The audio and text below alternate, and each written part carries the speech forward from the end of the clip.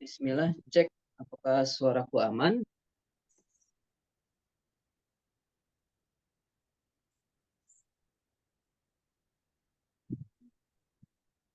Cek, insya Allah suaraku aman ya. Yes.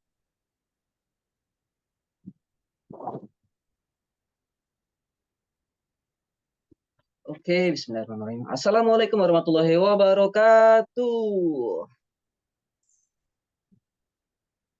Alhamdulillah, alhamdulillahirrahmanirrahim. Allahumma sholli ala sayyidina Muhammad wa ala sayyidina Muhammad. So, gimana kabarnya teman-teman? Puasanya lancarkah? Atau ada halangankah? Atau kalian sedang banyak mendapatkan godaan di dalam bulan puasa ini ya? Godaan dari teman-teman, godaan di jalan. Karena jujur kemarin tuh apa namanya di kantor kan memang aku lagi kurang fit ya. Mah lagi kambuh terus lagi mulus-mulus juga. Jadi kemarin Sabtu, kemarin banget hari Sabtu itu benar-benar ngerasain yang lapar banget. Jadi selama pengalaman aku berpuasa dari awal aku berpuasa sampai sekarang yang benar-benar ngerasain benar-benar lapar itu benar-benar kemarin itu. Jadi perut kosong, terus lapar, mulus dan sebagainya. Di jam-jam 11 siang kantor, ya namanya juga cewek ada yang berhalangan ya. Dia dengan santainya bikin apa namanya tuh apa namanya pop mie dengan aroma yang semerbak itu jadi ya Allah ini ngenyim aroma popnya aja bikin astagfirullah sumpah Jui dari awal puasa teman-teman dari yang aku mulai belajar berpuasa puasa setengah hari sudah mulai puasa full sampai hari ini detik ini nih kemarin tuh bener-bener ngerasain lapar banget karena lagi nggak enak kan perut tahu-tahu ada aroma popnya itu astagfirullahalazim godaan macam apa ini godaan macam apa ini astagfirullahalazim kalau misalkan aku masih bocah pengen rasa langsung batal aja rasanya aduh jadi macam-macam ya apa namanya itu godaan-godaan kita dalam berpuasa ya teman-teman gimana sejauh ini godaan yang menurut kalian benar-benar berat adakah atau kalian godaannya biasa aja gitu lempeng-lempeng aja gitu siapa tahu kita kan bisa bertukar tips and trick gitu kan tapi semoga godaan-godaan kalian tidak membuat kalian batal puasa ya karena kalau godaan aku paling yang paling tersulit sejauh ini kemarin kalau biasanya pas kuliah sih biasa ya maksudnya eh, kan ada juga teman-teman yang tidak berpuasa teman-teman aku kan nggak berpuasa jadi ya karena teman-temanku yang asik diajak ngobrol itu hanya berada di kantin jadi mau nggak mau ya ke kantin tapi tetap teman-teman aku tetap puasa ya jangan seuzon jadi walaupun bulan puasa kami ke kantin aku tetap berpuasa walaupun teman-teman yang lain teman-teman aku yang lain uh, ya seperti itulah nggak usah diperjelas lagi ya oke terima kasih teman-teman yang sudah hadir pada pagi hari ini dan pagi hari ini kita bakalan sharing kita bakalan ngobrol yaitu judulnya Ramadan dan kekuatan doa ngobrol dengan Allah. Aku ketika mendapatkan judul ini ya ngobrol dengan Allah, alangkah beratnya judul ini ngobrol dengan Allah. Ini dalam dalam pikiranku langsung udah kayak Nabi Musa aja. Tapi insya Allah ya, insya Allah setelah sharing ini semoga kita semua bisa lebih mendekatkan diri kepada Allah, bisa lebih santai, bisa lebih adem, bisa lebih menerima takdir dan apa ya, sudut pandang Allah ya, ternyata adalah yang terbaik bagi kita semua. Insya Allah ya. Dan izinkan aku, Babe Teddy, untuk eh, apa namanya itu berbagi layar, sharing. Sebentar, aku agak belum terbiasa menggunakan berbagi layar. Jadi aku pilih dulu. Penanda layar. Nah, ini berbagi layar.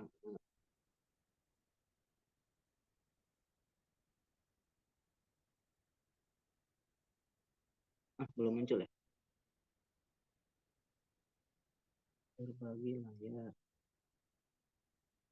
Oke.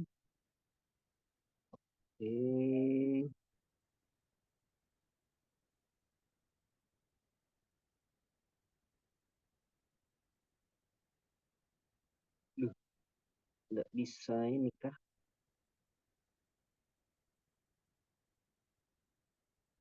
Nggak bisa miring ya? Atau lurus kayak gini ya? Oh, enggak. Cuy. Memang ini mesti di-download dulu kah? Sebentar ya.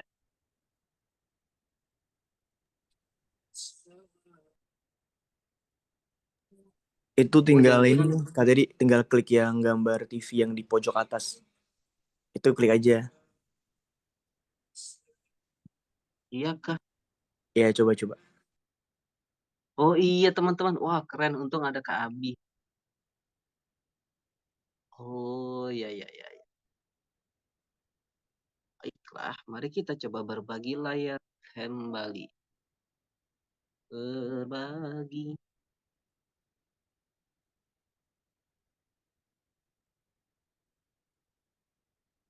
Nah, mantap. Oke. Dan ini adalah judul kita pada pagi ini. Ramadan dan kekuatan doa ngobrol dengan Allah. Kan jujur ya teman-teman, untuk bisa mendapatkan kepercayaan dan keyakinan bahwasannya uh, ngobrol dengan Allah adalah solusi terbaik itu memang bukan dalam waktu yang sangat-sangat singkat ya. Apalagi terutama bagi seorang babe ya. Memang mesti beberapa kali mendapatkan cobaan, beberapa kali mendapatkan sentuhan-sentuhan, beberapa kali mendapatkan teguran-teguran, baru seorang babe uh, sadar bahwasannya Allah itu maha baik. Mungkin berbeda dengan teman-teman ya. Kalau teman-teman kan memang apa namanya, dia orang-orang baik dari awal. Sedangkan aku adalah termasuk orang yang berhijrah. Adalah orang yang berhijrah. Jadi dari anak nakal dan sebagainya kemudian berhijrah dan insya Allah menjadi baik. Dan semoga kita semua beristiqomah sampai akhir ya. Jadi memang seperti itu ya. Banyak apa namanya teguran-teguran dari Allah sehingga aku kemudian sadar bahwasanya Allah ini maha baik terhadap setiap umatnya. Nah, kemudian yang selanjutnya adalah kalau misalkan kita ingin berbincang, kalau misalkan kita ingin ngobrol dengan Allah, tentunya kita mesti yakin dulu sebenarnya siapa sih Tuhan kita itu. Karena jangan jangan sampai ketika kita ingin berbicara, ingin ngobrol, ingin curhat, ingin manja-manja, ingin nyantai-nyantai terhadap Allah, tapi kita sendiri itu belum tahu bahwa Allah itu adalah Tuhan kita.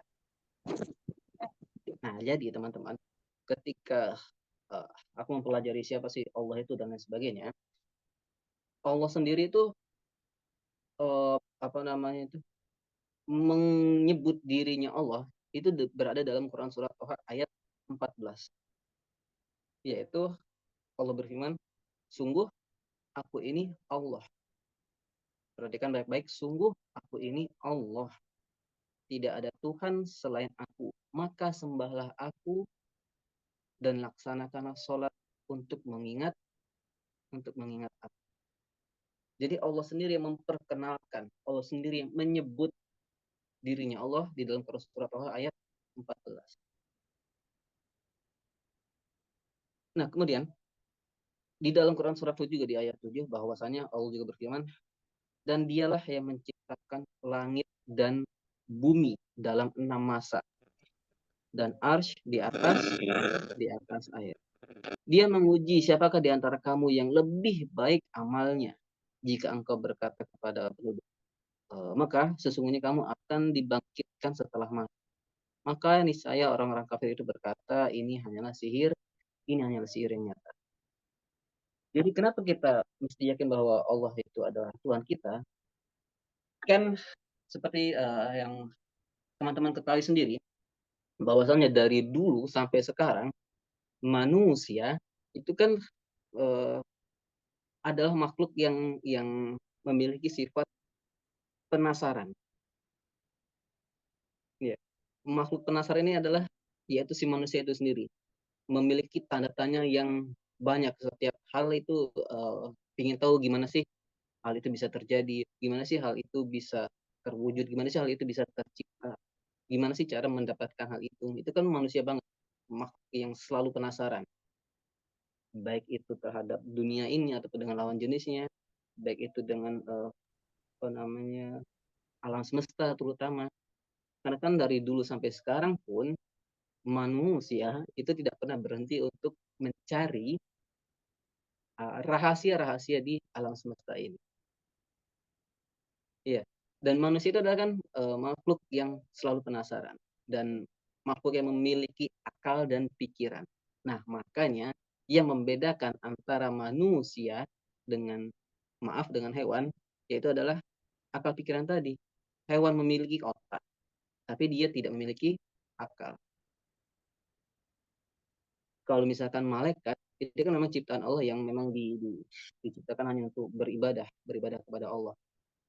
Maka ketika manusia taat, maka dia akan melebihi malaikat. Tetapi maaf, ketika manusia bermalas-malasan atau bahkan tidak taat kepada Allah, bermaksiat dan lain sebagainya, maka dia lebih buruk dari yang namanya hewan ternak.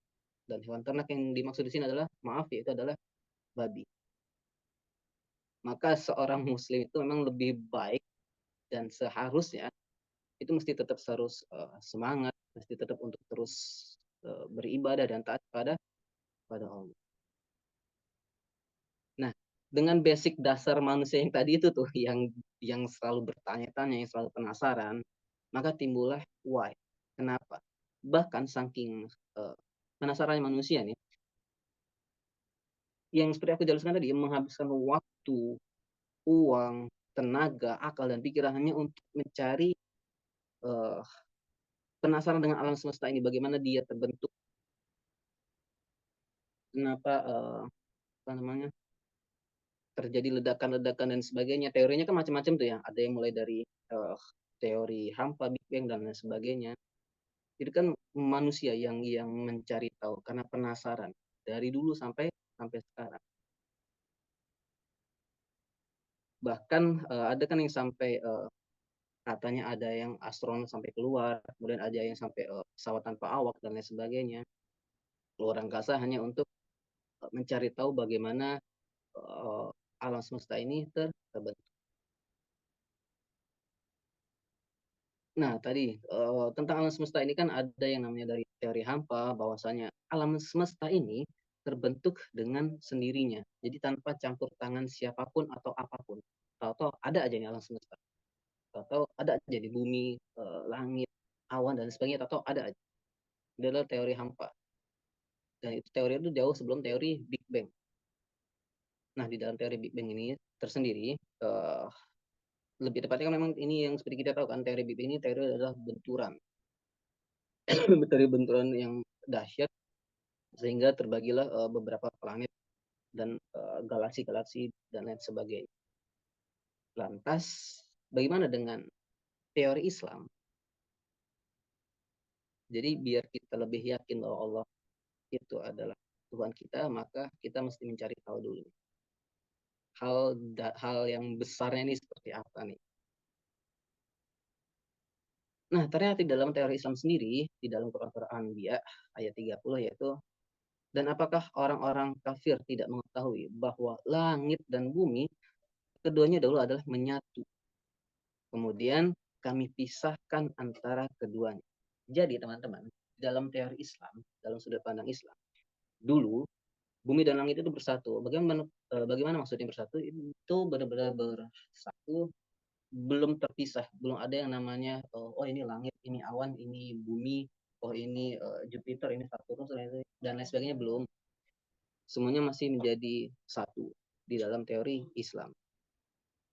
Dan kemudian Allah pisahkan antara keduanya. Dan kami jadikan segala sesuatu yang hidup berasal dari air. Maka mengapa mereka tidak beriman? Jadi ketika sudah waktunya, Allah itu memisahkan antara bumi, langit, alam semesta, galaksi dan sebagainya, itu melalui sebuah asap atau kabut. Makanya antara antara bumi, langit, matahari, Jupiter, Saturnus dan lain sebagainya itu hampir memiliki partikel-partikel yang sama karena dulunya jadi satu kemudian terpisah oleh apa namanya yang disebut kabut asap tadi. Dan manusia itu mencari taunya ini ya, maksudnya Islam itu sudah mengatakan itu 1400 tahun yang lalu. Tapi manusia masih mencari tahu, masih ngeyel, masih belum percaya dengan apa namanya yang dikatakan oleh Allah melalui Nabi Muhammad SAW. Jadi manusia masih mencari tahu, manusia masih menggali-gali informasi dan lain sebagainya. Dan temuan-temuan ini ketika Islam berkata 1400 tahun yang lalu, dan temuan bahwa dulu bumi dan langit itu menjadi satu itu baru beberapa ratus tahun belakangan. Dan itu pun karena memiliki teknologi yang modern. Ternyata Islam teknologinya lebih modern lagi 1400 tahun yang lalu. Nanti boleh teman-teman cari referensi tentang alam semesta dari sudut pandang mereka. Karena penelitian-penelitian yang aku cari tahu, yang aku pelajari dari mereka itu memang seperti itu ya. Baru beberapa ratus tahun atau kalau nggak salah 100 tahun yang lalu mereka baru tahu bahwasannya dulu bumi dan langit itu menjadi satu. Nah, kemudian di Quran Surah Fussilat ayat 11, kemudian dia menuju ke langit dan itu masih berupa asap. Tadi yang seperti aku bilang berupa asap. Lalu dia berfirman kepadanya dan kepada bumi, datanglah kamu berdua menurut perintahku dengan patuh atau terpaksa. Kemudian keduanya menjawab, kami datang dengan patuh. Maka yang tadinya menjadi satu dengan perintah Allah, asap tadi itu memisah antara bumi, Jupiter, Saturnus, matahari, langit dan lain sebagainya akhirnya terpisah menjadi masing-masing. Dan itu semua atas perintah Allah. Dan yang seperti kita tahu teman-teman ya, dulu itu kan kalau misalnya yang kita pelajari bahwasannya teori awal-awal tentang perputaran bumi pada porosnya dan lain sebagainya itu kan bahwasannya matahari adalah apa namanya tuh tengah-tengah dalam perputaran bumi, bulan dan lain sebagainya. Kemudian berkembang lagi lama-lama kemudian ternyata adalah matahari ternyata juga, jadi kan di awal itu matahari tidak bergerak, yang bergerak adalah bumi, bulan, Jupiter, Saturnus dan lain sebagainya. Tapi ternyata semakin berkembang penelitian mereka, mereka berkata bahwasannya matahari juga ikut berputar. Padahal jauh sebelum itu 1400 tahun yang lalu Islam sudah memiliki teori juga melalui firman-Nya. Tidaklah mungkin bagi matahari mengejar bulan dan malam pun tidaklah mungkin bagi matahari mengejar bulan dan malam pun tidak dapat mendahului siang. Masing-masing beredar pada garis edarnya. Di dalam Quran surat Yasin ayat 40. Jadi ketika manusia mencari tahu peredarannya planet ini masing-masing, Allah udah ngasih tahu duluan. Makanya jadi manusia itu jangan ngeyel.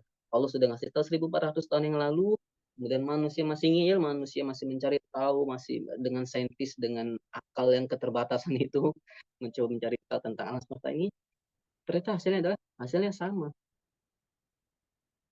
Bahwasanya, jadi dulu tuh waktu sekolah kan memang kita belajar ya, planet itu ada 8 atau 9 ya, aku lupa, 8 atau 9 planet.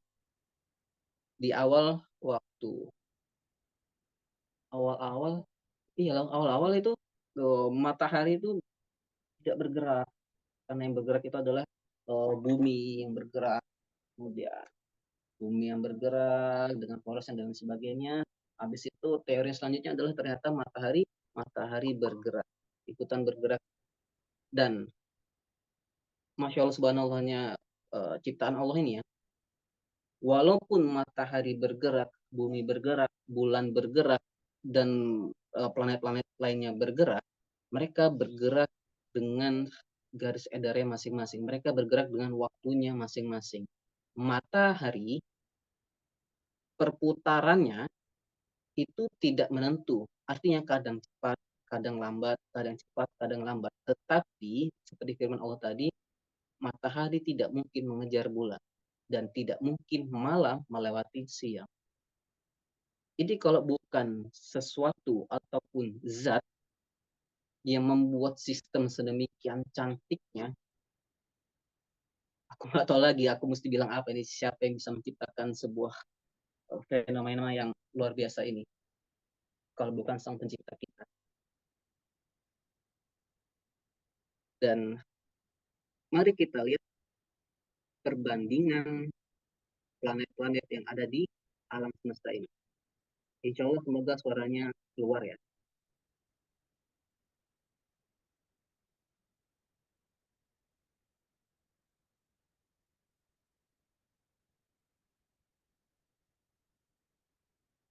Planet Merkuri,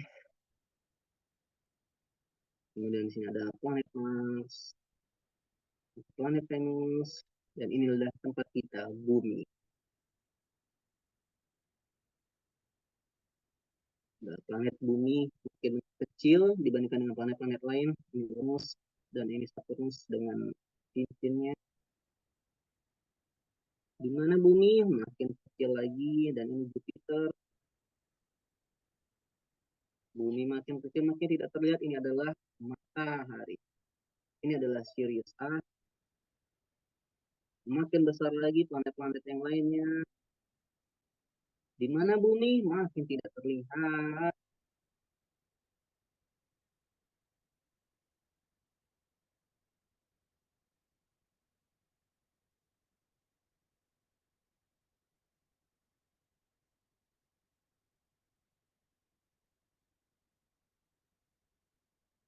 Dan ini adalah perbandingan uh, antar galaksinya masing-masing. Kalau kita kan masih di dalam galaksi Bima.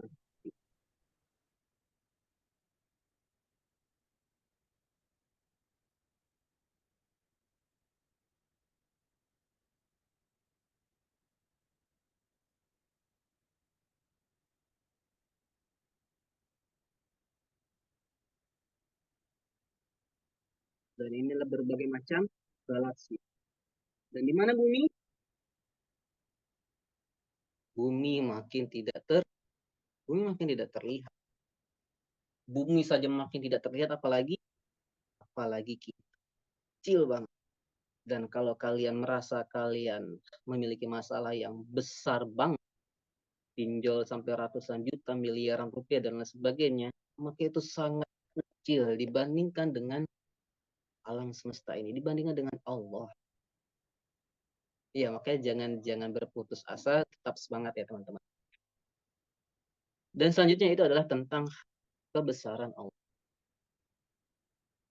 Berawal dari sabda Rasulullah SAW, beliau berkata bahwa sesungguhnya matahari dan bulan adalah dua tanda di antara tanda-tanda kebesaran Allah.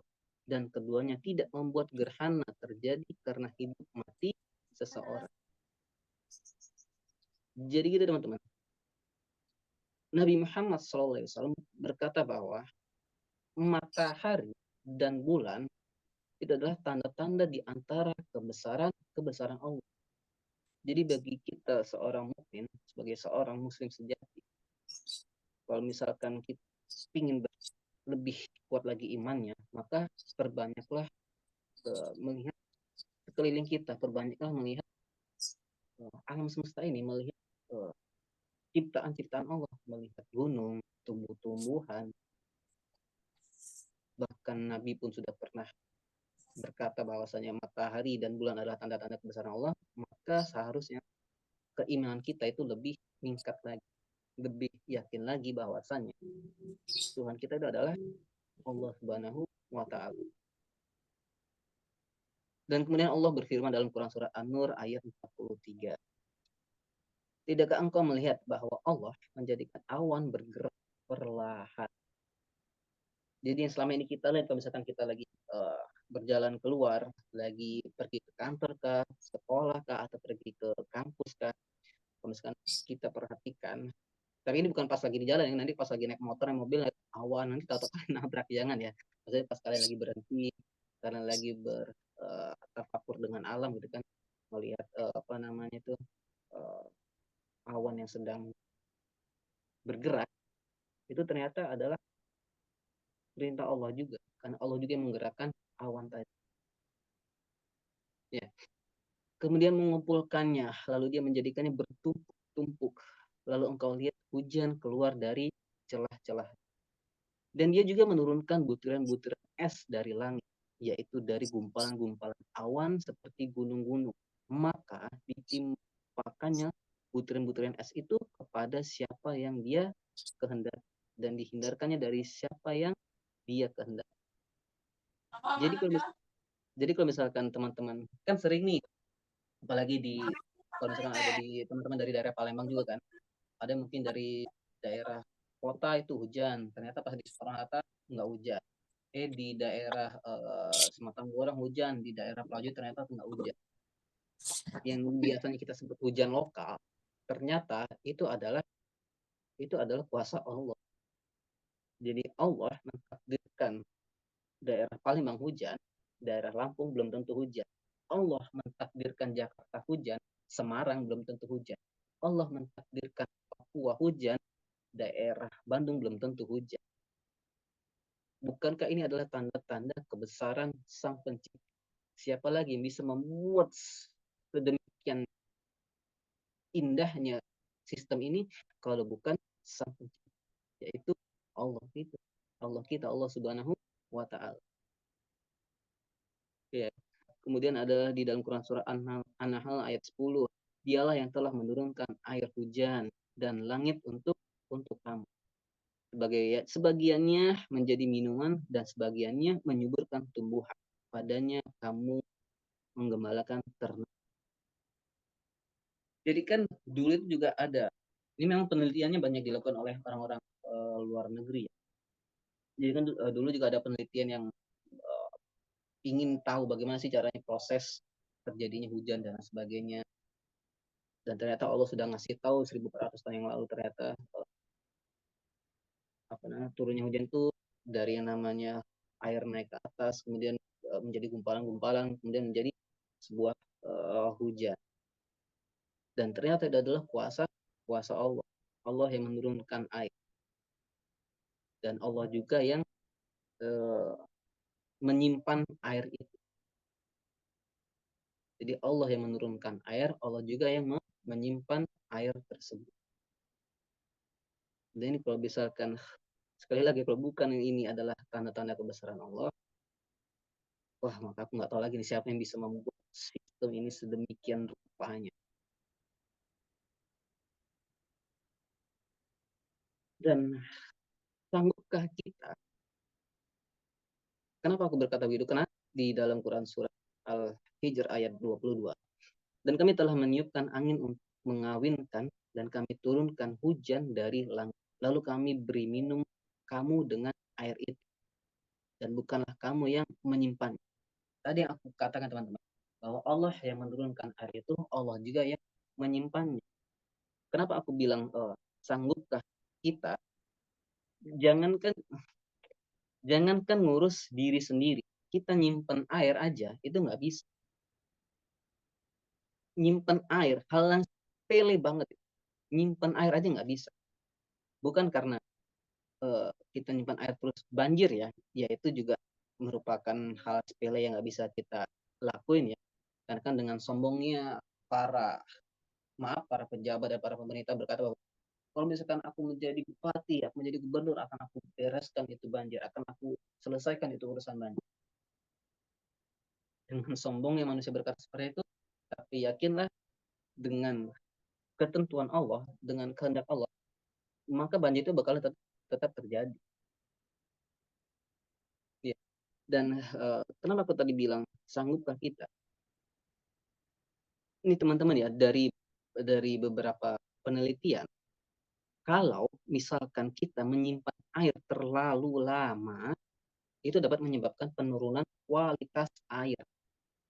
Perhatikan, walaupun itu taruh di kulkas dan sebagainya, kalau misalnya kita menyimpannya terlalu lama, maka terjadi penurunan kualitas air.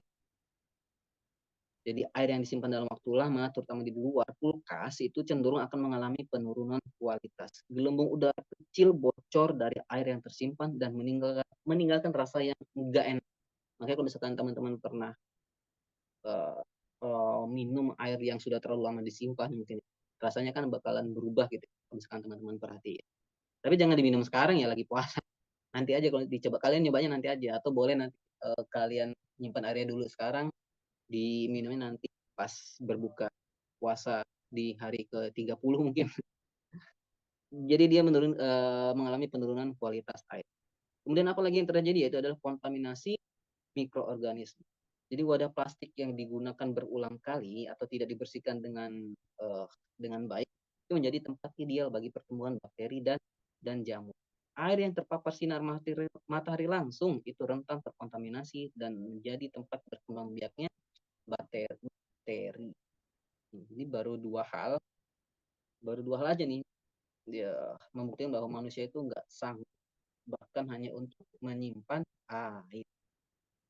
Kemudian bercampurnya dengan zat kimia yang berbahaya, itu kan membuat kan ada senyawa-senyawa kimia juga yang misalkan, apalagi kalau misalkan kita nyimpan airnya itu tidak ditutup ya, nggak pakai tutupnya atau botol yang nggak tertutup dan sebagainya, itu kan bakal terkontaminasi dengan mikroorganisme dan juga ada zat-zat kimia lain yang bakalan masuk.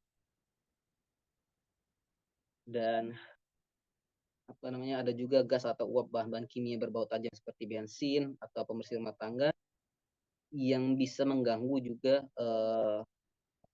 mengganggu kualitas daripada air tersebut. Dan maha sucinya Allah, Allah menyimpan air di mana coba kalau menurut teman-teman? Allah menyimpan airnya itu berada di dalam tanah dan tidak berkurang sedikit pun. Subhanallah. Ketika Allah membuat hujan, kemudian Allah menurunkan kembali. Ini loh maksudku, Allah tuh maha tahu banget tentang kita. Allah tuh tahu banget kebutuhan kita. Allah tuh memberikan kita tuh benar-benar pas sesuai dengan matematikanya Allah.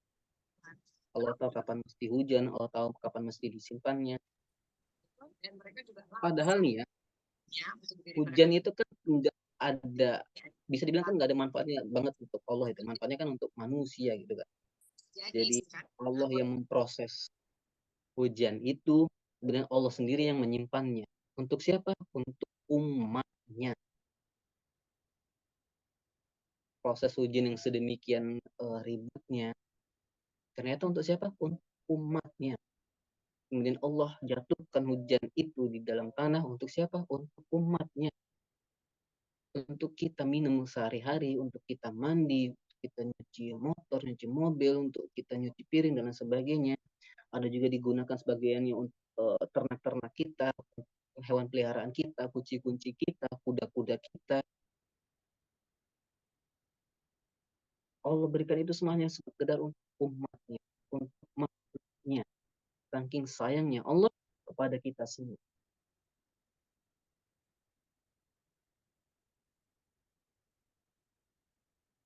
Dan sungguh sempurna ciptaan Allah, sungguh sempurna segala sesuatu yang Allah ciptakan, yang Allah berikan kepada setiap makhluknya. Dan kalau misalkan ada dari kita yang merasa minder ataupun merasa kayaknya nggak berguna, kayaknya hidup nih kayaknya gini-gini aja deh, buat apa aku hidup kalau misalkan aku tidak berguna. Ini perhatikan baik-baik. Ketika Allah sudah menciptakan semuanya begitu sempurna dengan baiknya, dengan indahnya, bahkan yang kita anggap sepele pun, semisal nyamuk dan lalat, itu memiliki fungsi masing-masing, berguna banget, indah banget, cakep banget. Ya, kan kalau misalkan yang kita tahu bahwa misalnya nyamuk itu kan kayak nggak berguna banget untuk kita gitu ya, untuk apa? Karena kan dia bahkan bisa dibilang mengganggu kita dan lain sebagainya. Tapi ternyata seekor nyamuk itu adalah makanannya seekor cicak. Jadi kalau misalkan tanpa nyamuk, maka cicak itu nggak punya makanan. Dan maha sucinya Allah, nyamuk itu terbang, cicak itu sekedar merayap di tembok. Maka dengan sesempurna ciptaannya Allah, pendesainannya Allah tadi, maka Allah desain si cicak ini memiliki lidah yang panjang. Makanya kalau misalkan kenapa manusia memiliki lidahnya pendek? Ya buat apa? Kalau manusia lidahnya panjang, emang bakal mau makan nyamuk, bakalan makan lalat dan sebagainya kan? Maka semuanya itu sempurna dalam sudut pandang Allah. Semuanya itu sangat indah dalam sudut pandang Allah, dalam POV-nya Allah. Maka kalau misalkan kita ingin terus semangat, kita ingin terus tenang, kalem, dan gak gampang galau atau bahkan sampai kita ngiri kepada teman-teman kita, maka lihatlah dari sudut pandang Allah, lihatlah dari POV Allah. Jangan lihat dari sudut pandang manusia. Jadi sudah didesain sedemikian rupa oleh Allah bahwasanya cicak memiliki lidah yang panjang untuk mengambil makanannya, itu berupa nyamuk, kemudian dan juga ekor lalat yang maaf mungkin kita ngelihatnya jijik karena sering dari tempat-tempat sampah, tempat kotor dan sebagainya. Tapi ternyata seekor lalat itu kan membantu penyerbukan sebuah bunga lalat, kemudian juga uh, tawon dan lain sebagainya, lebah dan lain sebagainya, memiliki manfaatnya masing-masing. Maka sungguh sempurna ciptaan Allah. Ya udah sempurna banget ciptaan Allah. Kita dengan kelebihannya masing-masing, dengan keindahannya masing-masing, dengan ketampanannya masing-masing, dengan rupawannya masing-masing, kecantikannya masing-masing.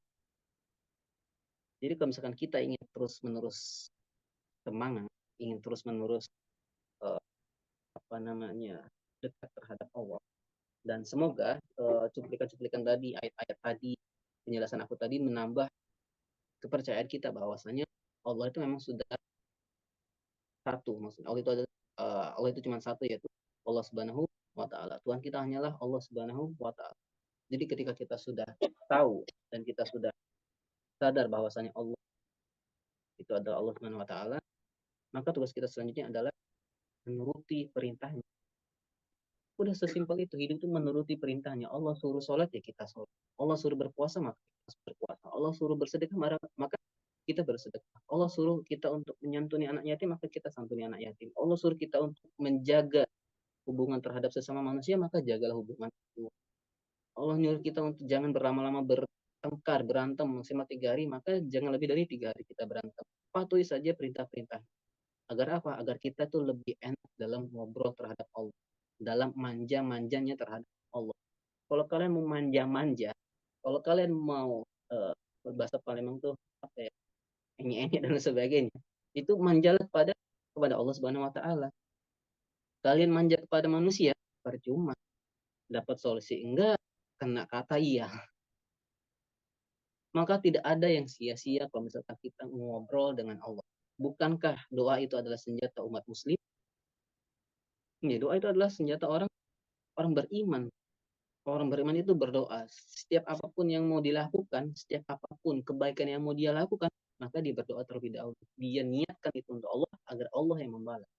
Kenapa? Kalau misalkan kita masih berharap pada manusia, maka hanya sakit hati yang kita dapatkan.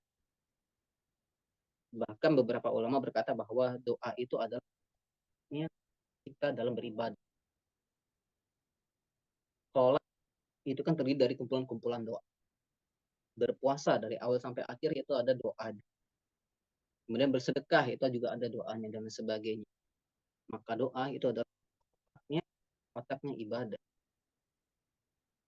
Lagian juga kalau misalkan kita belum belum apa namanya belum bisa bahasa Arab dalam berdoa, kan cukup 4 aja yang mesti berbahasa Arab. Yaitu adalah Bismillah, Hamdalah, Ta'awud, dan Sholawat. 4 itu aja yang yang memakai bahasa Arab. Selebihnya pakai bahasa kita. Mau pakai bahasa Padang, kayak bahasa Sunda, kayak bahasa Bugis, kayak bahasa Papua, terserah. Yang penting keempat doa tadi itu mesti pakai bahasa bahasa Arab biar lebih afdol, biar lebih terima doanya oleh Allah Subhanahu wa taala. Jadi ketika kita sudah tahu bahwasannya dari hal yang sepele sampai hal yang luar biasa ini sudah Allah sedemikian rupa desain, maka seharusnya kita bisa lebih yakin lagi ya teman, lebih yakin lagi, lebih percaya lagi bahwasanya hanya ada Allah Subhanahu wa taala. Hanya ada satu Tuhan yaitu Allah Subhanahu wa taala. Nah, dan Allah juga berfirman bahwasanya maka sesungguhnya akan kami berikan kepadanya kehidupan yang baik. Maka ketika kita sudah yakin, kita sudah beriman, apalagi kan kita sudah bersyahadat ya, yang meyakini bahwa Allah itu adalah Tuhan kita dan Nabi Muhammad adalah utusan Allah, maka seharusnya kita bisa lebih yakin lagi. Agar apa? Agar kehidupan kita bisa menjadi lebih baik. Bahkan Nabi pun berkata bahwa ketika kita ingin membeli hanya sekedar beli garam, maka mintalah kepada Allah. Dan salah satu rahasia yang aku dapat dari guru-guru aku, kenapa Nabi Muhammad SAW ketika lahir tidak memiliki seorang abi, agar Nabi Muhammad dari awal sudah terbiasa mengucapkan ya Robbi, bukan ya abi. Itulah tujuan-tujuan Allah. Jadi setiap kita hidup atau kita ingin melihat ke depan, maka lihatlah tujuan-tujuan Allah. Maka lihatlah uh, buku panduan dalam hidup ini, yaitu Al-Quran dan Sunnah. Maka lihatlah itu agar hidup kita lebih lebih tenang lagi. Biar kita bisa lebih yakin dalam ngobrol kepada Allah tadi. Setiap apapun itu, setiap masalah, seperti yang tadi kita lihat ya, bahwasanya manusia itu dibandingkan dengan bumi itu kecil, kemudian bumi dibandingkan dengan planet-planet lain pun lebih kecil lagi, apalagi dibandingkan dengan galaksi-galaksi lain. Manusia makin tidak terlihat lagi, maka sebesar apapun masalah kalian, maka yakinlah Allah lebih besar lagi. Allah lebih besar lagi daripada alam semesta ini. Ya, maka tadi kalau misalnya kalian memiliki masalah, ya apalagi cuma sekedar masalah putus dengan pacar, masalah gampang, kecil banget. Orang banyak juga para alim ulama yang ingin membangun sebuah pesantren dan lain sebagainya. Mereka itu apa namanya, yang tadinya belum memiliki tanah, kemudian sekarang memiliki tanah, kemudian ingin membangun sebuah gedung, sekarang memiliki sebuah gedung. Itu berawal dari namanya apa namanya dari mulut ke mulut dan sebagainya. Akhirnya apa? Akhirnya selesai. Sama seperti kisahnya Habib Novel Alaidrus kan dalam membuat sebuah pesantren beliau. Itu kan beliau membuka donasi dari siapapun, dari manapun, agar bisa membangun sebuah pesantren beliau. Bukankah itu adalah kuasa Allah? Karena kalau hanya sekedar Habib Novel sendiri yang membangun, mungkin beliau tidak akan sanggup. Tapi dengan kuasanya Allah, dengan kebesarannya Allah, Allah kumpulkan orang-orang baik untuk membangun sebuah pesantren. Sama juga mungkin dari teman-teman yang lain, ketika memiliki komunitas atau kumpulan orang-orang hebat bersama kalian, ingin berbagi ke sesama. Mungkin kalau misalkan kita sendiri yang melakukannya, mungkin kita nggak bakalan bisa, nggak bakalan selesai urusan itu. Dan jangankan ngurus atau berbagi kepada orang yang membutuhkan, nyimpan air aja kita nggak bisa. ya, nyimpen air yang hal sepele aja itu nggak bisa. Ya, makanya insya Allah ya, semoga ke depannya kita bisa lebih yakin lagi, kita bisa lebih nyaman lagi, kita bisa lebih enjoy lagi curhat kepada Allah sang pencipta ini, sang pemilik hati ini. Mungkin setelah ini ada teman-teman yang yakin yakin bahwasanya Tuhan kita adalah Allah Subhanahu wa taala, tapi masih belum nyaman, masih belum enjoy curhat kepada Allah. Maka biasakan itu dan mintalah untuk mengerti kita. Karena perjalanan seorang Boleng pun dari awal hijrah 2018 sampai sekarang itu bukan dalam waktu yang sebentar, karena awal hijrah pun seorang Boleng akalnya terpuaskan oleh jawaban-jawaban para guru, alim ulama dan lain sebagainya dalam persoalan-persoalan hidup, terpuaskan oleh guru-guru, oleh agama Islam ini tersendiri, terpuaskan. Tapi ternyata masih ada yang kosong. Seorang Boleng masih merasa hampa. Jujur, Boleng seperti itu, masih merasa hampa banget. Sampailah bertemu dengan guru yang sampai sekarang anak hormati, anak sayangi, yaitu Al Habib bin Al-Kaf. Ternyata ketika aku mengikuti beliau, itu bukan hanya sekedar akal yang perlu diisi, tapi juga hati yang perlu diisi.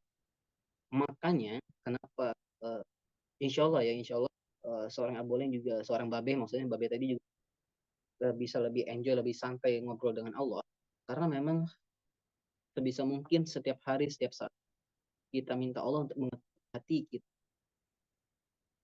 Iya, bukannya artinya bahwa seorang babe sudah bersih dan lain sebagainya, enggak. Kadang juga uh, hati babe juga sedang sakit dan lain sebagainya. Tapi karena kita sudah memiliki base yang kuat, bahwasanya Allah itu adalah sang pencipta kita, bahwasanya Allah itu maha baik, bahwasanya Allah itu sudah membuat semuanya dengan sempurna dan indah, maka dengan basic dari itu kita bisa kembali lagi kepada Allah. Kita bisa ingat lagi kepada Allah. Kita bisa lagi zikrullah kepada Allah. Maka dari beberapa guru kan aku juga mendapatkan sebuah amalan-amalan. Ada yang dari menjaga wudhu, ada amalan juga untuk terus berselawat dan lain sebagainya.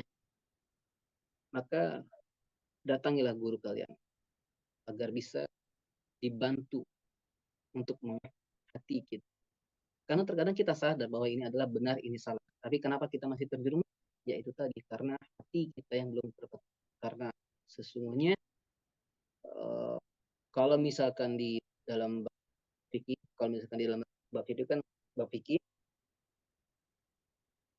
jika terdapat segumpalan darah segumpalan darah di dalam manusia, kalau misalkan itu baik, maka semuanya menjadi baik. Kalau misalkan dalam bab fikih itu adalah daging tadi. Tapi kalau misalkan di dalam tasawuf, segumpalan tadi, kalau misalkan itu baik maka semuanya baik, itu adalah hati. Maka hati-hati terhadap hati ya, biar kita bisa lebih nyaman lagi, biar lebih enjoy lagi dalam cerita atau curhat kepada Allah, biar kita lebih nyaman lagi untuk ngobrol kepada Allah.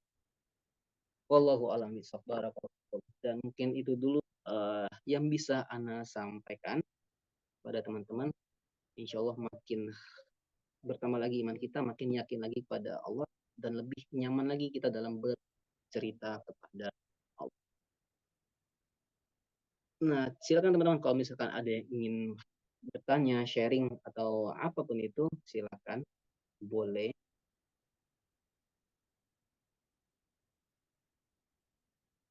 Malah kalian tidur nih.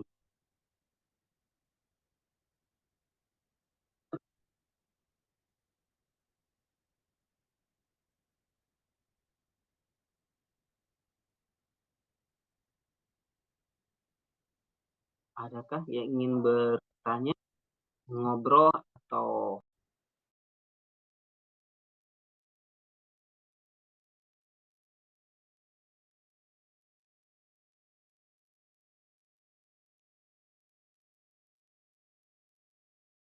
Atau apa kayak mood kalian itu masih belum begitu nyaman untuk ngobrol kepada Sang Pencipta kita, yaitu Allah Subhanahu wa taala. Karena ini menurutku penting banget ya. Karena ini kan basic kita dalam dalam kehidupan sehari-hari.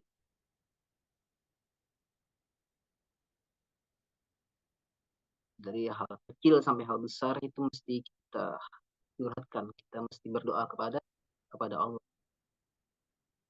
Makanya kalau misalkan eh, apa namanya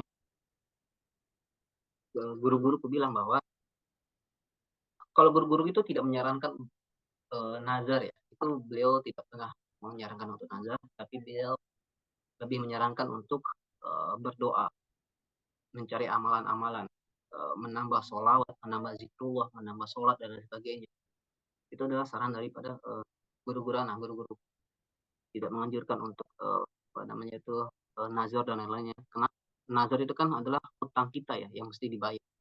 Iya kalau misalkan kita masih memiliki waktu, masih memiliki kesempatan untuk membayar. Kalau misalkan enggak, makanya dekatlah kepada Allah, zikirlah kepada Allah, ingatlah kepada Allah, biar kita lebih enak dan nyaman lagi. Jadi kalau misalkan kita sudah menyerahkan semuanya kepada Allah, ketika kita tidak mendapatkan sesuatu itu, maka itulah yang terbaik bagi kita. Maka kita itu nggak bakal kecewa lagi. Misal, eh, ini jujur ya, jadi dulu waktu di zaman-zaman SMA, aku SMA, itu kan yang top banget HP itu kan apa namanya Nokia ya. Bahkan dari SMP kayaknya, dari SMP kan yang paling tetap Nokia. Mulai dari Nokia yang layar kuning, layar putih, dan berwarna, itu kan Nokia yang paling tetap. Doa terus minta terus, eh, ternyata nggak dapat dapat. Ternyata dapatnya di saat kuliah. Ternyata baru dapat Nokia itu kalau nggak salah di kuliah atau mungkin SMA menjelang kuliah ya, baru dapat HP Nokia. Kalau misalkan mungkin aku didapetinnya dulu waktu SD dan SMP, mungkin dari dulu seorang babe itu sudah sombong ya karena sudah bisa memiliki Nokia dan lain sebagainya. Tapi karena Allah tahu bahwasanya yang terbaik bagi seorang babe itu adalah waktunya di saat sekarang atau waktunya di saat kuliah atau waktu saat SMA, maka Allah berikan pada waktu itu waktu dan tempatnya itu pas banget. Waktunya pas, tempatnya pas, momennya pas, barangnya pas, semuanya serba pas kalau misalkan kita berurusan dengan Allah Subhanahu wa taala. Pakai matematikanya Allah itu paling enak. Pakai sudut pandangnya Allah itu paling enak. Allah yang ngatur segalanya. Alam semesta ini Allah yang ngatur. Hujan Allah yang ngatur. Air Allah yang ngatur. Ya, apalagi kehidupan kita. Allah yang ngatur. Terus apa yang mau disombongin dari manusia? Nggak bisa apa-apa. Ya, makanya para ulama berkata bahwa sombong itu adalah jubahnya Allah. Ya, sombong itu adalah jubahnya Allah. Makanya manusia tidak berhak untuk sombong. Ya, semoga kita semua dijauhi dari sifat-sifat sombong ya teman-teman. Gimana? Ada yang ini ingin bertanya, ingin menambahkan, ingin sharing ataupun lain dan sebagainya?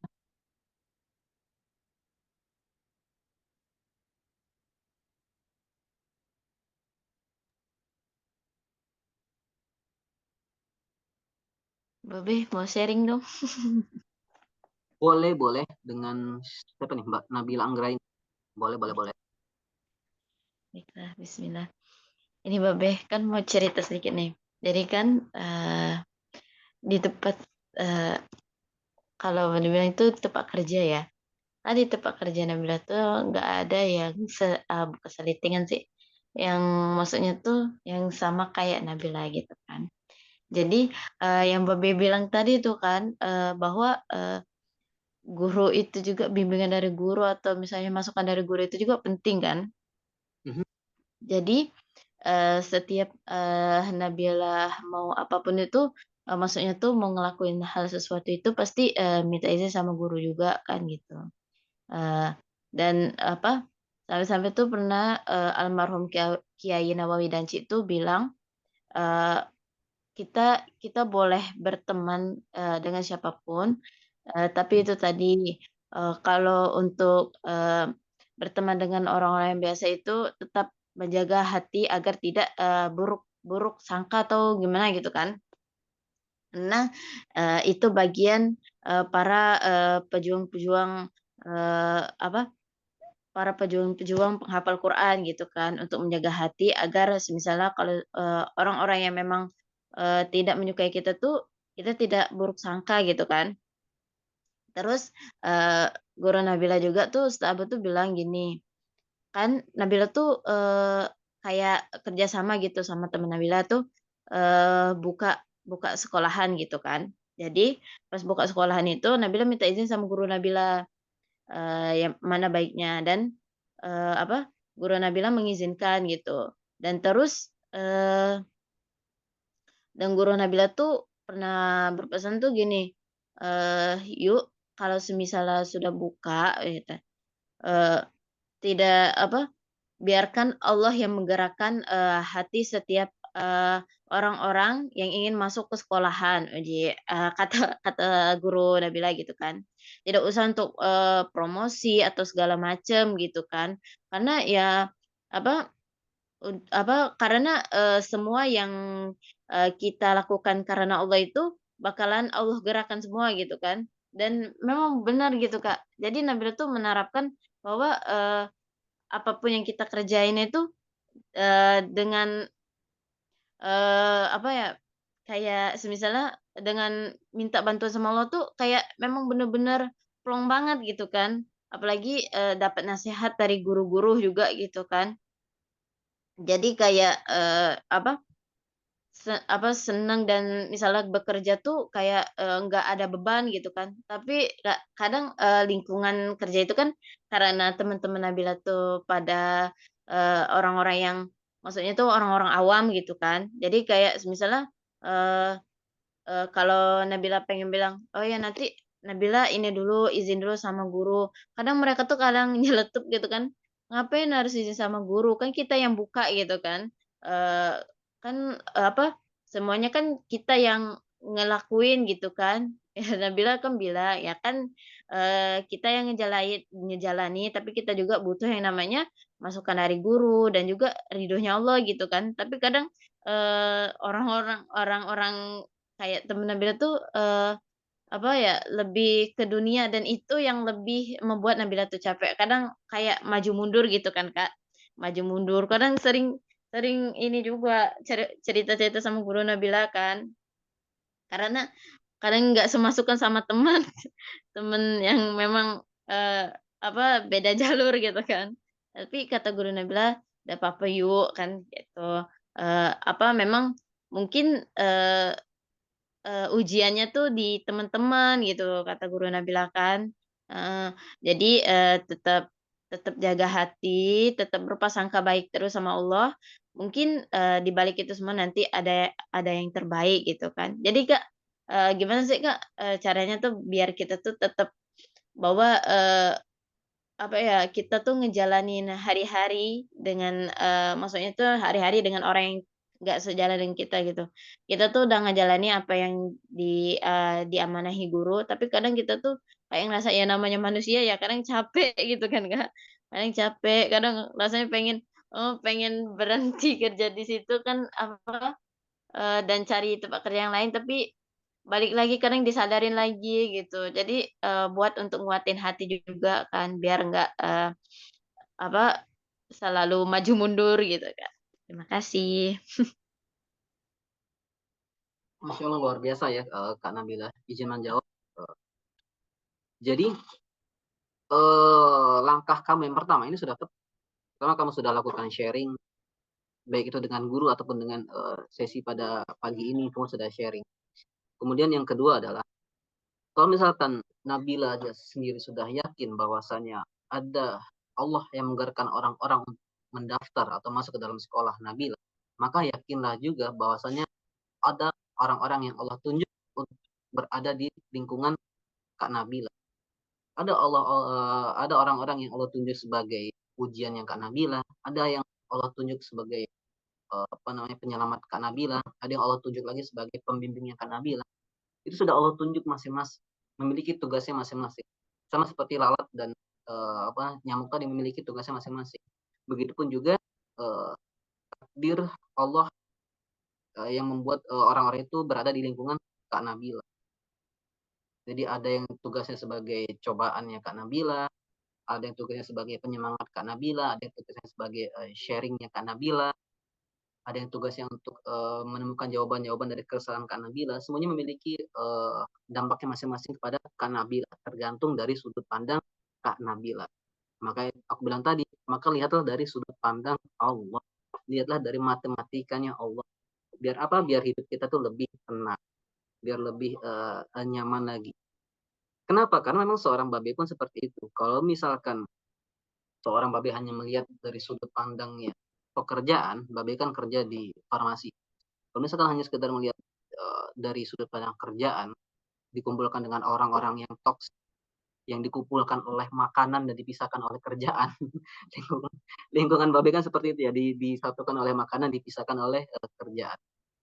Jadi bertemu dengan orang toksik, kalau misalkan hanya melihat dari sudut pandangnya kerjaan, sudut pandang duniawi, sudut pandangnya manusia, maka pasti bakalan merasa capek.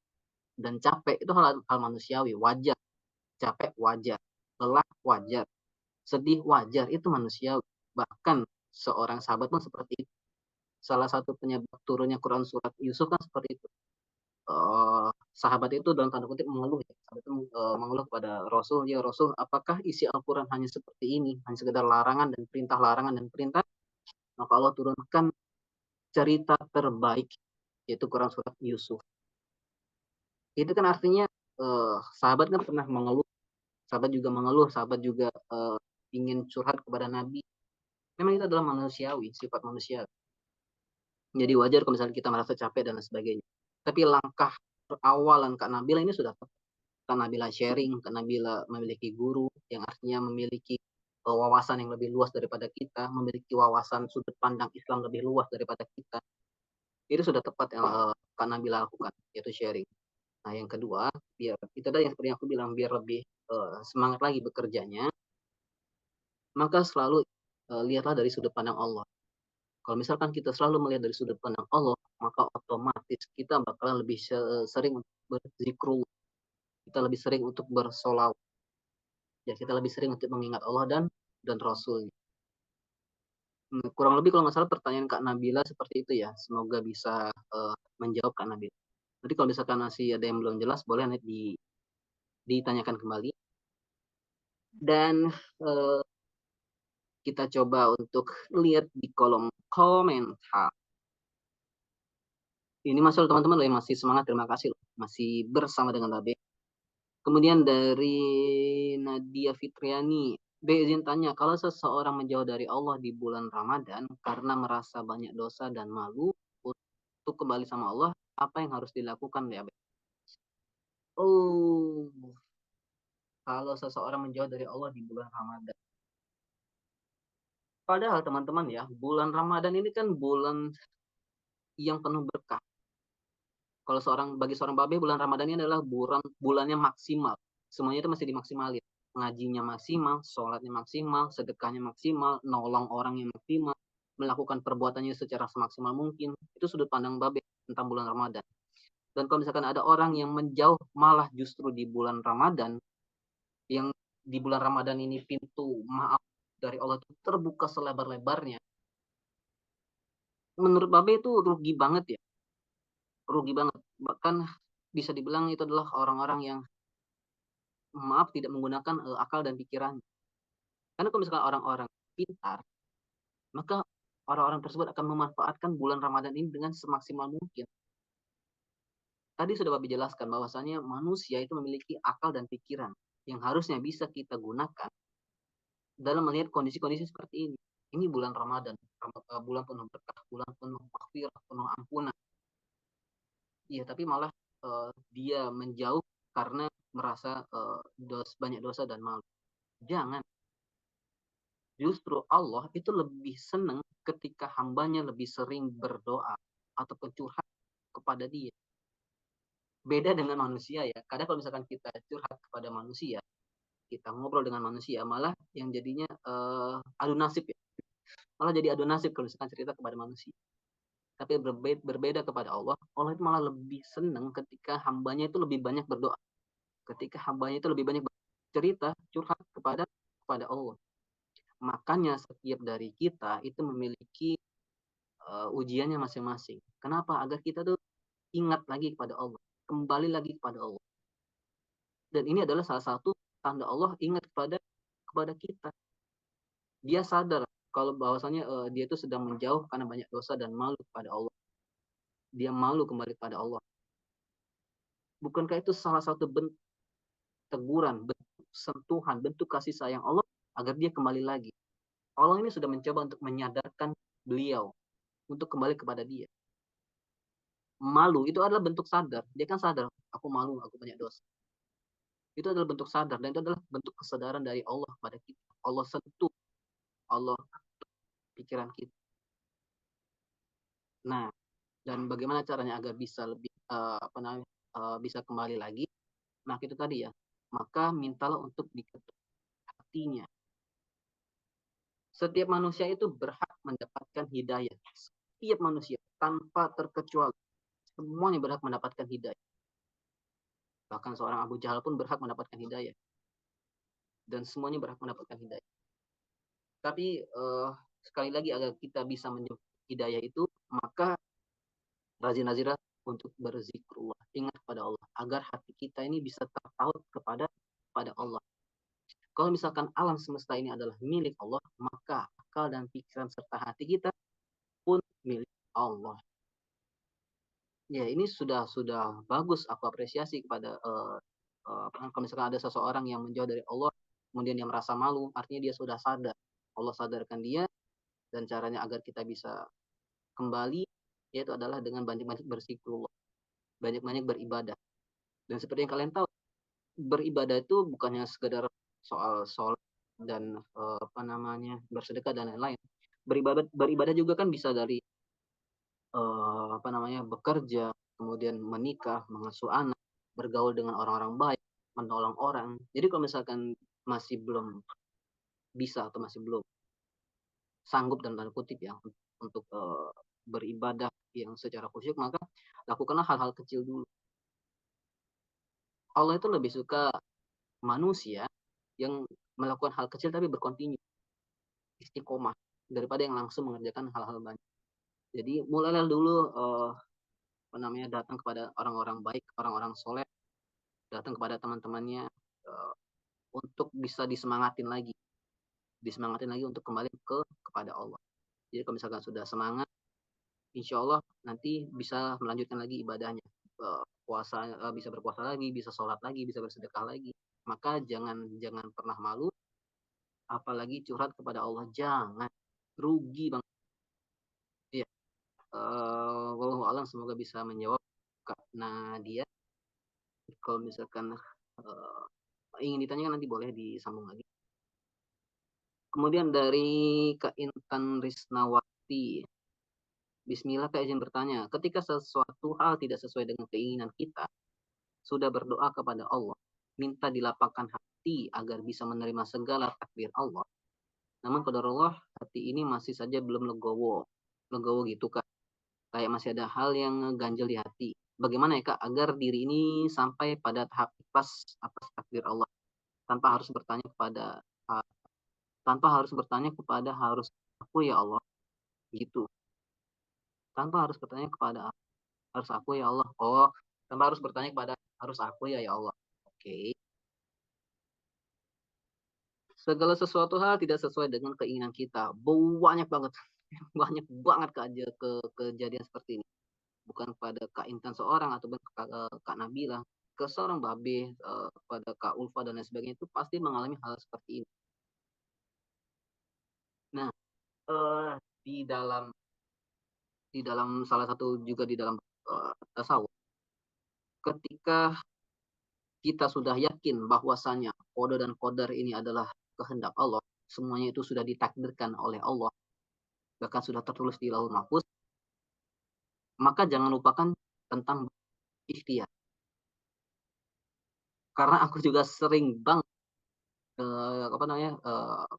kena marah ataupun kena eh, kena senggolan dari guru-guru kami bahwasanya eh, apa namanya kurang di dalam ikhtiar tadi.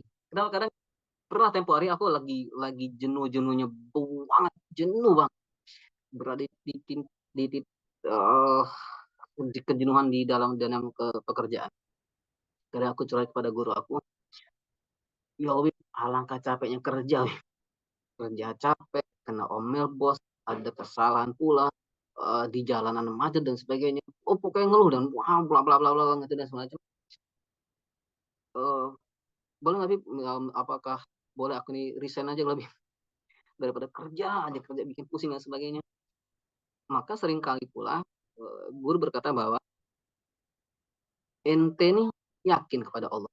Ente nih tahu Allah itu sang pencipta alam semesta ini. Ente nih tahu Allah itu sudah baik pada ente, tapi masih aja ente ngeluh. Eh, jangan lupakan tentang bab ikhtiar. Seringkali guruku berkata jangan lupakan tentang bab ikhtiar. Karena sepandai-pandainya kita membuat rencana, selagi itu tidak dikehendaki oleh Allah, maka rencana itu bakalan gagal. Ya, maka ini sering banget terjadi di berbagai manusia merasakan ini. Bahkan guru-guru kami pun merasakan seperti itu. Ketika kami sudah merencanakan sesuatu, Bib nanti di bulan sekian dan sekian kita bikin agenda seperti ini. Nanti di tahun sekian kita bakalan gini. Dengan guru-guru yang lain juga, Ustaz nanti kita tahun depan kita bakalan gini ya, gini. Tapi ternyata tidak tercapai. Tapi ternyata tidak terwujud. Apakah kita mesti kecewa? Enggak. Dikit iya. Kalau kecewa kebanyakan jangan, kecewa dikit iya. Kenapa? Ya wajar, karena kita kan sudah memikirkan hal sedetail itu, memikirkan jalan-jalannya seperti ini, tapi tahu-tahu nggak terjadi.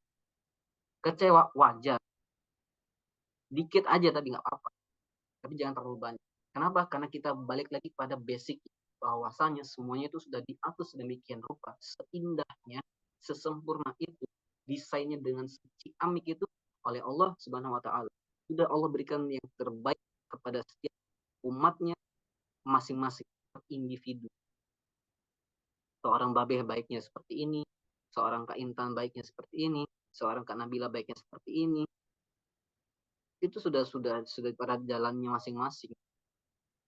Bukankah kita sering lihat ketika ada kereta yang keluar dari relnya, apa yang terjadi? Kereta itu mengalami kecelakaan dan sebagainya. Begitupun juga dengan manusia. Padahal itu dari sisi kereta aja, dari sisi sudut pandang manusia. Apalagi manusianya itu sendiri dalam menghadapi kehidupannya. Sudah ada dalam relnya masing-masing. Sudah ada dalam takdirnya, dalam garisnya masing-masing. Maka ketika sudah semuanya ditakdirkan, kita tugasnya hanya berikhtiar.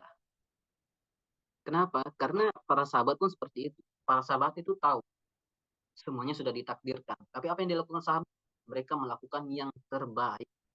Mereka lakukan yang terbaik. Kalau misalnya pekerjaan mereka berjualan, maka mereka lakukan yang terbaik. Berjualan dengan sejujur-jujurnya, memiliki bahan kualitas yang terbaik, memiliki jualan-jualan yang terbaik. Semua dilakukan dengan cara yang terbaik. Kita sebagai guru maka jadilah guru yang terbaik. Kita sebagai karyawan jadilah karyawan yang terbaik. Kita sebagai pelajar maka jadilah pelajar yang terbaik. Kita sebagai mahasiswa jadilah mahasiswa yang terbaik. Allah cuma minta itu, jadilah yang terbaik. Dan itulah yang dilakukan oleh para sahabat. Makanya penemu-penemu dulu itu kan luar biasa, Masya Allah ya. Para sahabat dan juga para umat muslim terdahulu untuk menemukan sesuatu hal itu luar biasa banget. Karena mereka tahu sudah ditakdirkan, tapi mereka tetap melakukan yang terbaik. Hanya itu yang Allah minta. Maka kalau misalkan ada sesuatu hal yang tidak sesuai dengan keinginan kita, kecewa boleh, bentar aja, dikit aja. Selebihnya balik lagi ke basic bahwasanya sudah Allah takdirkan. Dan itulah yang terbaik bagi kita. Kemudian kalau misalkan sudah berdoa kepada Allah, minta dilapangkan hati, menerima segala takdir Allah, tapi ternyata masih belum legowo, itu artinya bisa jadi kita kurang pede dalam cerita kepada Allah. Boleh deh Kak Intan nanti rasakan antara ketika Kak Intan doanya pede dengan doanya yang nggak seberapa pede. Doanya yang yakin banget dengan yang hanya sekedar yakin. pasti nanti ketenangan hatinya berbeda, hasilnya berbeda. Sama kalau misalkan ketika aku hanya sekedar ingin membeli martabak atau apa, kalau misalkan aku PD-nya itu kurang yakin, itu martabaknya pun yang asal-asalan aja. Dapat pasti dapat ya dapat gitu, dapat martabak, tapi rasanya itu nggak aku banget gitu. Kayaknya masih kurang gini gini gini. Tapi kalau misalkan ketika sudah doanya yakin banget, pede banget, ya Allah malam ini martabak rasanya ini yang sesuai dengan lidah aku, itu hasilnya bakalan berbeda. Nah, maka itu juga seorang muslim itu mesti pintar-pintar melihat sesuatu ya. Jadi rasakan juga ketika kita yakin banget curhatnya kepada Allah, maka hasilnya bakalan berbeda. Kalau misalkan masih ada yang ngeganjel, mungkin belum semuanya diceritakan kepada Allah. Jangan malu. Jangan malu. Ceritain semuanya kepada Allah. Baik itu maafnya ngomong keburukan-keburukan kita, ceritain. Keburukan aku pun aku ceritain. Ya Allah, aku tadi habis seperti ini. Maafkan aku ya Allah, dan bla bla bla sebagainya. Ya Allah, tadi aku hilap dan lain sebagainya. Curhat kepada Allah. Minta ampunan kepada Allah. Banyak-banyak beristighfar. Banyak-banyak berzikrullah. Terutama kalau misalkan kita ingin naikin lagi iman kita, maka perbanyaklah la ilaha illallah.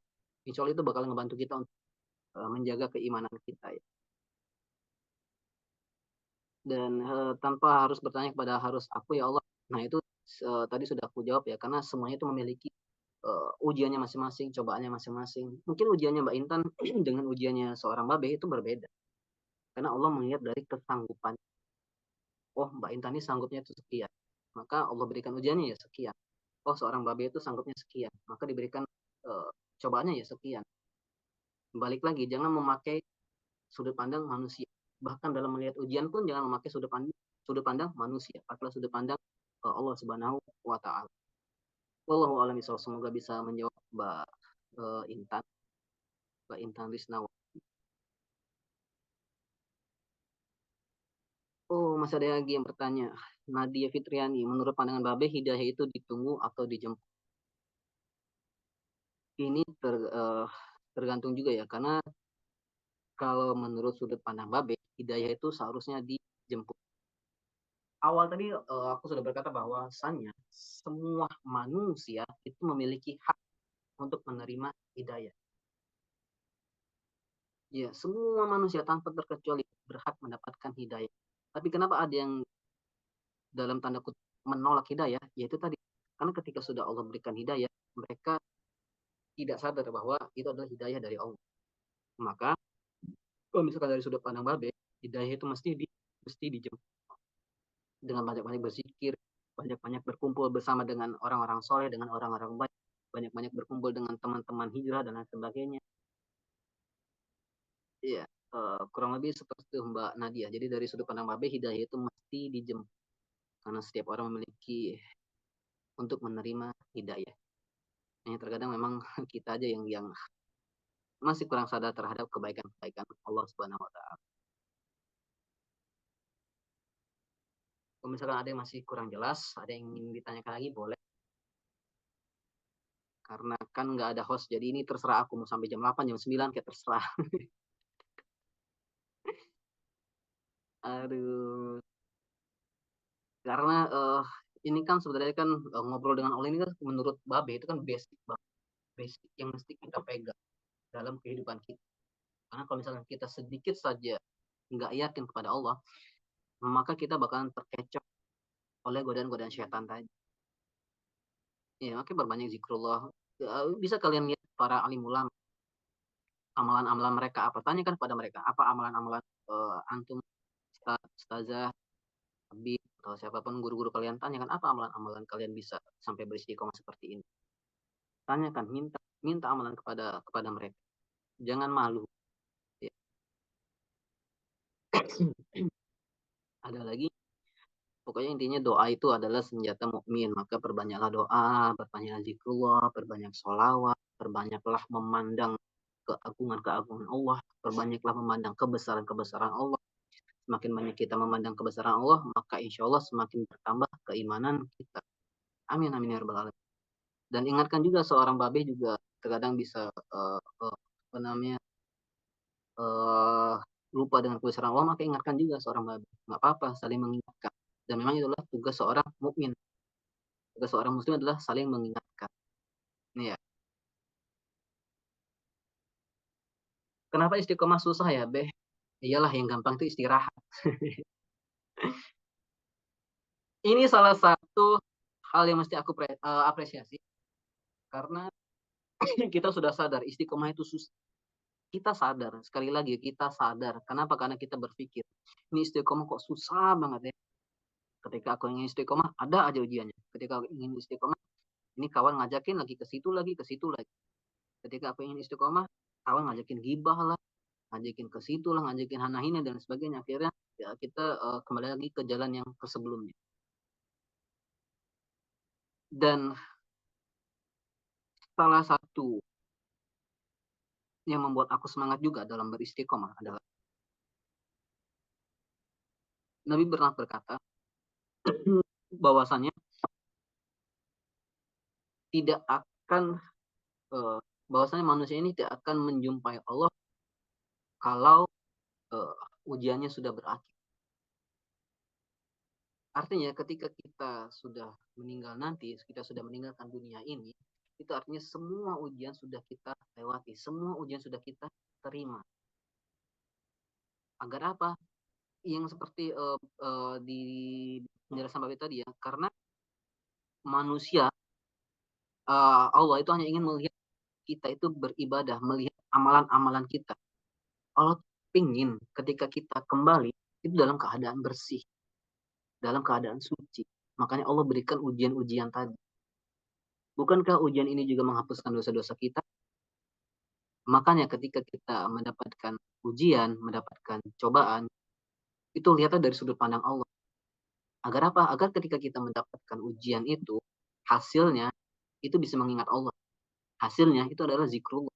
Hasilnya bisa lebih dekat daripada dekat lagi kepada Allah. Ya.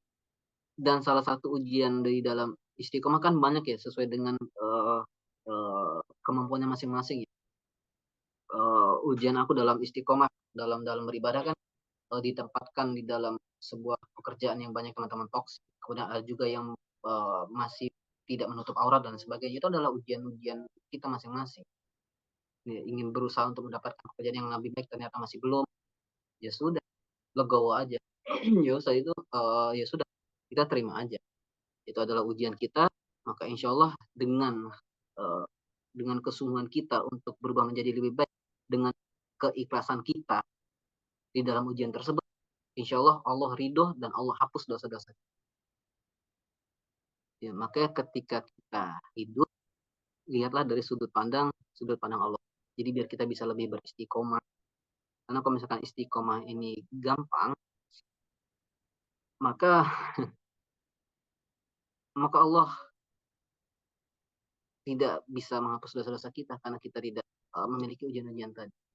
Maka itu istiqomah itu cukup berat karena ujiannya berat, dan mungkin juga itu adalah dosa-dosa kita yang terlalu banyak, dosa-dosa kita yang kita lakukan setiap waktunya, setiap saatnya mungkin. Dan jangan berkecil hati karena juga para alim ulama itu juga mendapatkan ujiannya masing-masing, ujian istiqomahnya masing-masing. Karena kan seperti yang kita tahu ya, banyak kejadian-kejadian di Indonesia, ada yang maaf pemilik pesantren melakukan cabul, ada juga ustadz ngaji melakukan cabul dan lain sebagainya. Itu kan adalah ujian dia untuk beristiqomah. Andai saja kita semua melewati ujian itu dengan istiqomah, dengan bersandar kepada Allah, maka hasilnya adalah kita lebih dekat lagi kepada Allah. Kalau misalkan kita masih belum dekat, maka Allah berikan lagi ujian itu. Kita masih belum dekat, Allah berikan lagi ujian itu sampai kita benar-benar yakin bahwasanya kita sudah dekat dengan Allah, bahwasanya semuanya sudah Allah berikan kepada kita. Ya, tidak akan meninggal seorang manusia kecuali dia mendapatkan semua rizki dan ujian-ujian. Kenapa? Agar kita bisa kembali kepada Allah dalam keadaan suci, dalam keadaan tenang, dalam keadaan bersih. Bukankah itu semua yang kita inginkan? Kita kembali kepada Allah dalam keadaan bersih, dalam keadaan suci. Amin amin ya rabbal alamin. Oh, alam bisawab itu Mbak Nadia, semoga bisa menjawab pertanyaannya. Ada lagi yang ingin bertanya?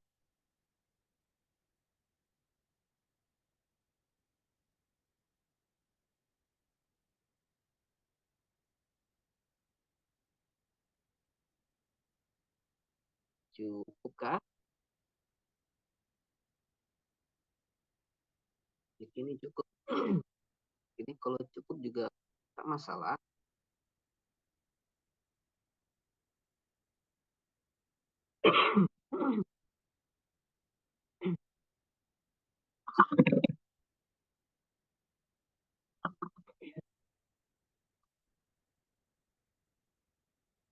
Ada? Oke, kurasa nggak ada lagi yang bertanya dan semoga teman-teman bisa melanjutkan aktivitasnya dengan bersandar pada sudut pandang Allah Subhanahu wa Ta'ala. Oke teman-teman, syukuran yang sudah bergabung bersama Babe sampai pada detik ini sampai sekarang, sudah bergabung dari awal sampai sekarang, terima kasih. Semoga setelah ini kita bisa lebih bertawakal kepada Allah, kita bisa lebih taat kepada Allah, kita bisa menjadi hamba yang dicintai Allah, kita bisa menjadi hamba yang disayangi Allah, kita bisa menjadi hamba yang taat kepada Allah. Amin. Dan ingatkan terus kami, baik itu aku dan Kak Abi dan lain sebagainya, maka ingatkan kami ketika kami keluar jalur dan lain sebagainya. Karena kan kami tidak tahu bagaimana ujian di depan itu seperti apa. Maka ketika kami lelah, kami keluar jalur, maka ingatkan kami juga. Dan tarik juga kami ketika kalian sudah berada di surga nanti. Karena kan kita tidak ada yang tahu siapa yang masuk surga duluan. Maka ketika kalian sudah masuk surga duluan, maka ingatlah kami yang pernah bercerita, sharing pada kalian. Dan aku seorang Teddy juga yakin dan bersaksi bahwasanya kalian adalah orang-orang baik. Dan insya Allah kita bakalan dipertemukan oleh Allah di surganya kelak bersama Nabi Muhammad Sallallahu Alaihi Wasallam. Dan akhir kata adalah aku tekankan lagi, dalam kehidupan ini, kalau misalkan kita sudah yakin Allah yang menciptakan semuanya dengan sebaik-baiknya, maka dalam menjalani kehidupan ini tegaklah dan berjalanlah dengan sudut pandang Allah. Iya, tegak dan jalanlah dengan sudut pandang Allah agar kita tidak mudah kecewa. Ya. Wallahu a'lam barakallahu fikum. Dan sebelum kita tutup, mari kita beristighfar 3 kali. Kita tutup dengan doa kafaratul majelis. Mohon maaf untuk segala tingkah laku dan kata-kata seorang babeh yang menyinggung ataupun yang kurang mengenakan hati, mohon dimaafkan ya. Dan semoga kita semua bisa beristiqomah sampai akhir hayat di jalannya Allah Subhanahu wa Ta'ala. Terima kasih teman-teman, syukron, terima kasih Haik dan teman-teman yang sudah hadir pada pagi ini. Bye bye. Wassalamualaikum warahmatullahi wabarakatuh. See you.